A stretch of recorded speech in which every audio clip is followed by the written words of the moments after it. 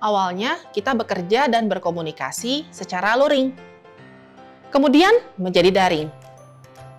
Dan sekarang menjadi hybrid. Ekspektasinya jadi berubah, always connected with anyone, anytime, anywhere untuk anything. Insight leaders dan learners mau dong tentunya supaya pesan tetap nyampe dengan akurat. Kita bahas yuk 3 tips untuk berkomunikasi efektif di setting hybrid. Pertama, tentunya mengetahui apa saja tantangannya.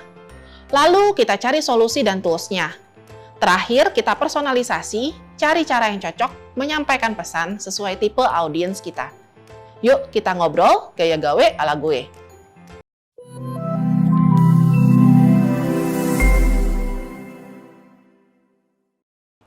Pasti setuju sama pepatah, tak kenal maka tak sayang. Tapi apa betul kalau tak bertemu nggak bisa nyambung? Atau kalau nggak WFO maka FOMO? Belakangan ini cukup banyak nih terdengar. Aduh, mending ketemu muka aja yuk. Nggak efektif banget nih komunikasi via Zoom. Hal yang sama terjadi di organisasi. Pertanyaan, kita bahas yuk, kapan bisa ketemu? Mulai terdengar lagi. Dalam Gawai 4.1, kita berkenalan dengan konsep flexible working pattern dan aspek-aspeknya. Time effectiveness, space utilization, people connectedness, dan technology adoption. Dengan pemahaman akan lifestyle dan purpose pribadi sebagai intinya. Tentunya kekasan konteks Indonesia menjadi kompas supaya flexible working pattern ini benar-benar bisa kita terapkan dan menjadi competitive advantage kita sebagai knowledge worker dan leader. Gaya kerja hybrid atau fleksibel diprediksi akan jadi gaya kerja berkelanjutan, bukan hanya tren sesaat. Tapinya perlu latihan nih, supaya gaya kerja ini membuat kita tetap produktif dan tentunya tetap perform. Komunikasi adalah bagian krusial dari keseharian kita. Pertanyaannya, apakah bagian krusial tersebut sudah dikelola dengan efektif? Bicara mengenai efektif, tentunya kembali pada tujuan kita untuk berkomunikasi, yaitu mengelola pertukaran ide, pengetahuan, data, dan pendapat. Tujuannya untuk memastikan bahwa pesan sampai dengan jelas, akurat, dan sesuai dengan tujuannya kepada audiens. Komunikasi yang efektif tentunya tidak lepas dari hasil interaksi optimal dari proses dan individu yang terlibat di dalamnya. Dalam 2 tahun terakhir, knowledge workers dan leaders beralih dari cara komunikasi yang utamanya mengandalkan tatap muka dan body language menjadi cara komunikasi yang berbasiskan teknologi. Dengan kembalinya kita ke kantor dan hybrid working menjadi norma baru, tantangan yang kita hadapi dalam berkomunikasi memampukan kita mencari solusi untuk menjaga produktivitas dan performa. Apa saja tantangan yang kita hadapi dalam hybrid communication, khususnya dalam konteks Indonesia? Berikut beberapa tantangan yang dihadapi berdasarkan survei kecil-kecilan yang kami kelola. Kita bisa melihat kendalanya cukup bervariasi, mulai dari communication gap, yang disebabkan karena faktor individual dan budaya. Misalnya, di sini kita bicara ada sungkan, nggak enak, koordinasi jadi bingung, hingga yang lebih umum seperti overload chat, tidak kenal waktu, kesulitan dalam menginterpretasikan pesan hingga miskomunikasi. Lebih dalam, bicara mengenai pengaruh budaya,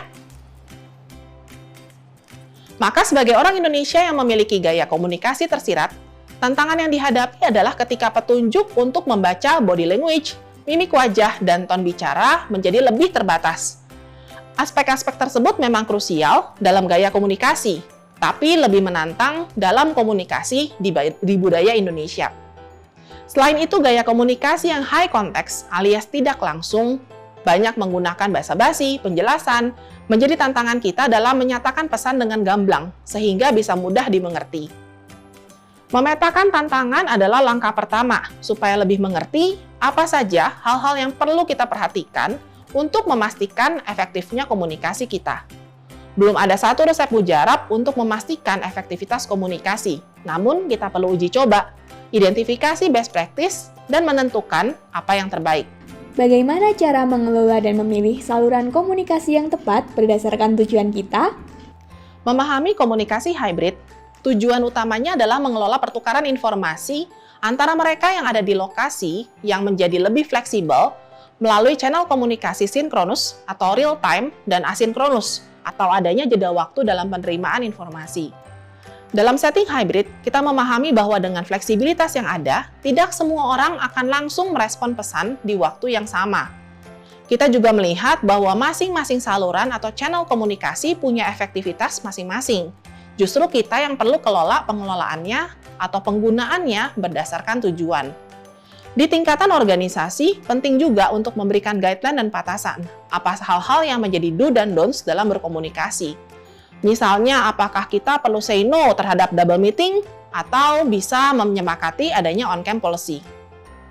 People collaboration merupakan aspek yang mengalami perkembangan signifikan dalam flexible working pattern ala Gawe 4.1. Komunikasi yang dulunya terbatas jarak dan waktu difasilitasi oleh surat, email, dan teks terus berkembang, hingga menuju real time dengan difasilitasinya audio dan phone call, bahkan hingga visual melalui video call. Dengan adanya video conference, bahkan di waktu yang bersamaan kita bisa berbagi dokumen, berkolaborasi di waktu yang bersamaan. Kita belajar bahwa jika tujuan kita adalah penyelesaian tugas, maka komunikasi secara virtual bisa menjadi solusi bagi kebanyakan tim dan organisasi.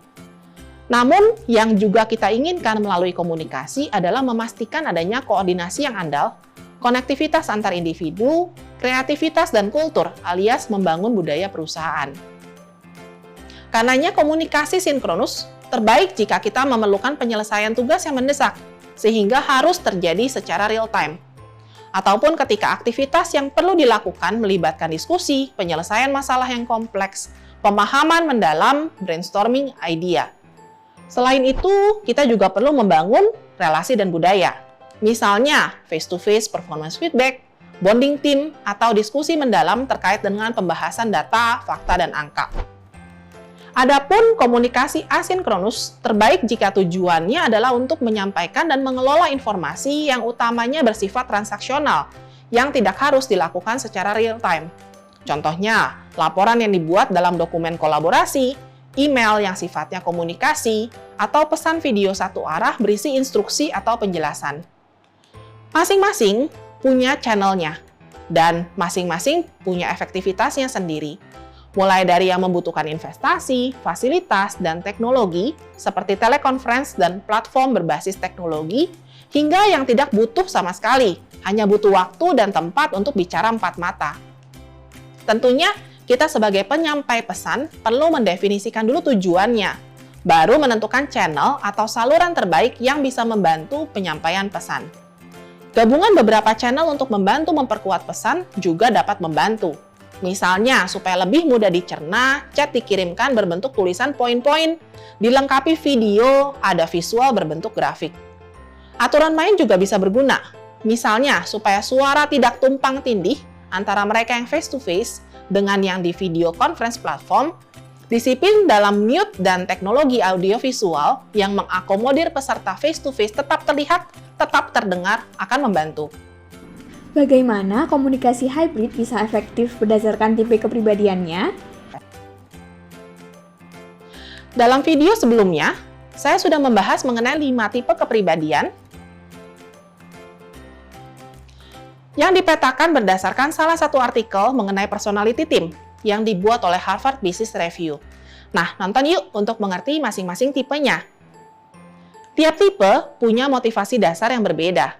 Memahami hal tersebut berarti juga memahami cara efektif untuk berkomunikasi bersama mereka.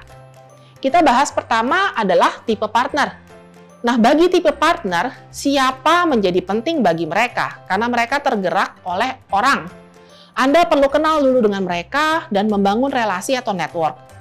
Coba memahami konteks mereka juga akan mengambil peran penting dalam kesuksesan berkomunikasi dengan mereka. Sementara untuk tipe kedua, kita bicara mengenai tipe output, apa yang dikomunikasikan menjadi penting. Kita bicara di level ide, termasuk kemungkinan-kemungkinan yang bisa terjadi atau diwujudkan dengan adanya pesan Anda. Anda bisa memberikan contoh, analogi, atau gambaran ide yang bisa dilakukan, yang akan membantunya memahami pesan Anda. Agak sedikit berbeda dengan tipe ketiga, tipe entrepreneur, yang mementingkan apa alias hasil akhir yang mau dicapai. Menggunakan kriteria, pengukuran, dan data akan membantunya cepat menangkap pesan Anda. Bagi tipe berikutnya, kita bicara adalah tipe ruler. Maka bagaimana adalah pesan yang ingin ia dengar.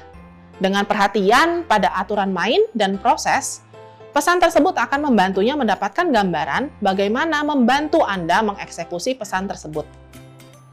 Terakhir, bagi tipe thinker, maka referensi adalah yang terpenting. Anda juga dapat membantunya dengan menghubungkan pesan Anda dengan informasi-informasi sebelumnya yang sudah ia tahu, mengingat kesukaannya untuk mengulik dan mendalami informasi. Semoga sudah dapat gambaran ya Insight Leaders tentang aspek people collaboration, khususnya tantangan berkomunikasi dalam era flexible working. Tidak berhenti di tantangan, kita bergerak ke solusinya, cari channel komunikasi yang pas untuk menyampaikan pesan. Kita juga sudah pahami tipe kepribadian audiens kita supaya cocok dengan cara menyampaikan pesannya. Yuk Insight Leaders, belajar bareng dengan berbagi di komen tentang gaya komunikasi gawe ala gue yang efektif di hybrid setting. Sampai jumpa di video berikutnya.